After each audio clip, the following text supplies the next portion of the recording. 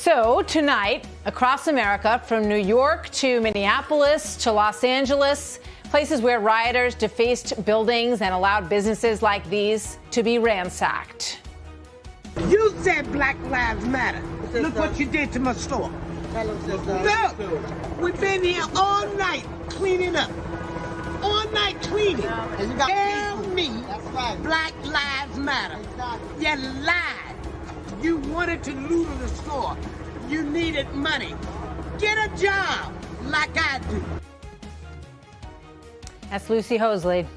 All right, so in all these places tonight, leaders are pushing plans to defund police departments, an idea so radical that it was once only seen in Antifa manifestos. But tonight, the idea is on the lips of these leaders as well. This is Minneapolis City Council President Lisa Bender. She says, yes, we are going to dismantle the Minneapolis Police Department and replace it with a transformative new model of public safety. In Los Angeles, Mayor Garcetti would like to cut his budget for police by $150 million.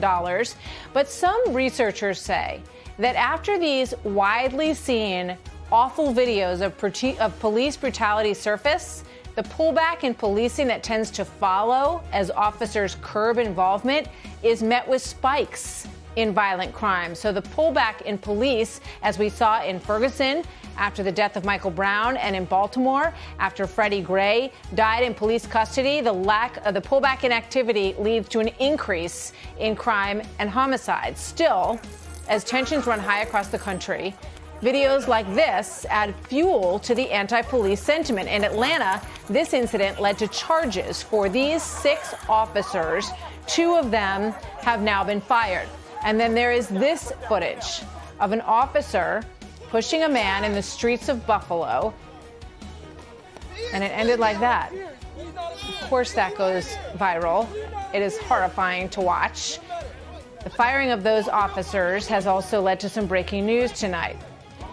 All 57 members of the Buffalo Police Department's emergency response team just a short time ago resigned from that unit in protest. Joining me now with reaction to all of this tonight, former New York Police Commissioner Bernard Kerik.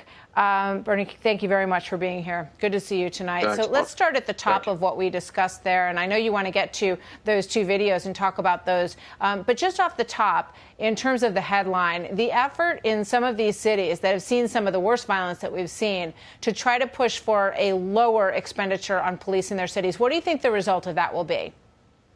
Well, here's the one thing people have to realize, Martha, and you keyed on it. This is propaganda right out of the Antifa handbook, right? Defund the police. Well, I challenge any Minneapolis resident to take a ride through Minneapolis, which now looks like Beirut in 1970. Take a ride through it, look at it, and that's with your police there. What's going to happen when they're not? Nobody wants to visit, live, go to school, or work in a place where they're not safe. In most of these communities that have been shelled at this point, they can't keep their communities safe on a normal day. Last week, 82 shootings in Chicago, 23 dead in 48 hours. What's going to happen when you defund the police? Who's going to protect the people of the city?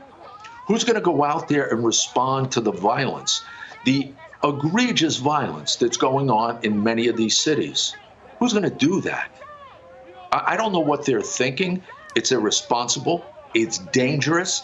It's insane. That's what it is. It's insane.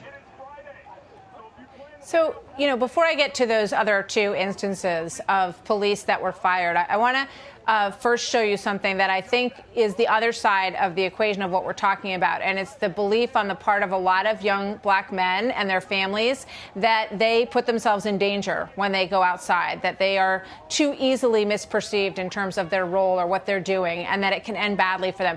This just came out this afternoon. It's from members of the NFL football players. Just watch this, and I'd love to hear your thoughts on it. Let's watch. What will it take for one of us to be murdered by police brutality?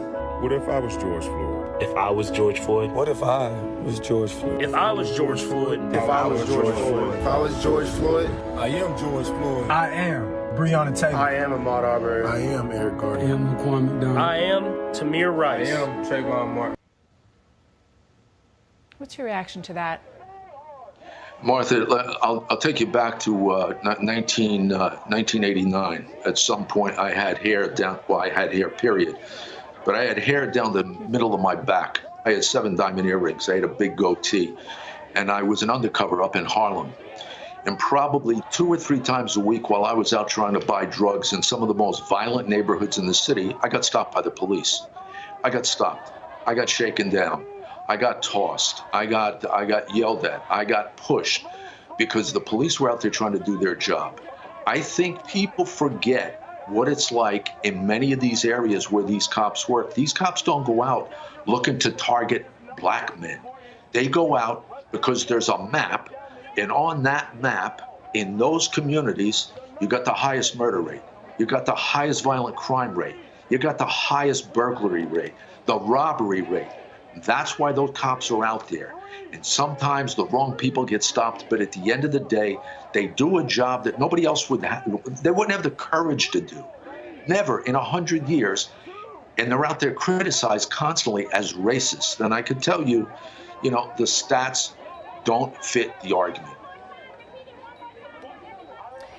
Well, there's no doubt that there is a pervasive feeling in these young men. And whether or not the stats meet it, the feeling is what we do know is there, just based on what they're saying. But I want to put up this picture of these Atlanta police officers in this case where 2 college students were pulled out of a car and they have been suspended, all 6 of these. So, and there's a look at 5 of these men obviously are African-American. One of them is white, all on the police force in Atlanta. What's your take on this case?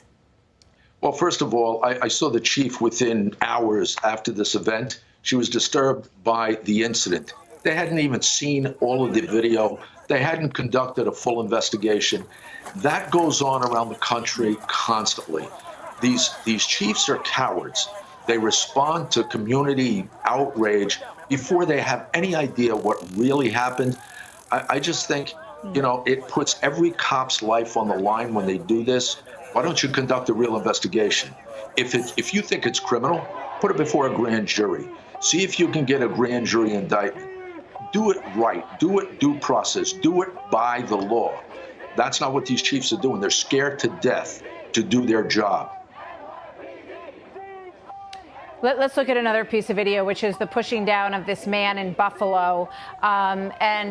So tonight, as I mentioned, the 2 officers involved in that were suspended. And now tonight, the entire unit has resigned in protest. What do you know about that? And do you think we're going to see more of that? Well, here's what I know. When you watch these videos, listen, when a police officer tells you to move, when there's a curfew, you move. When a police officer tells you to back up, you back up. The police officer, you're not supposed to stick your finger in his face. You're not supposed to touch him. You're not supposed to throw something on him. They've been bombarded with bricks, rocks, Molotov cocktails, sticks, you name it. And you know what? At some point in time, you're going to push the wrong cop. He's going to push back. And in this case, that's what happened. We'll see where it goes. Bernard Carrick, thank you very much. Good to have you here. Thanks, Martha. It's a complicated story, and we appreciate you weighing in. Always good to see you, Bernie. Thank you very much. So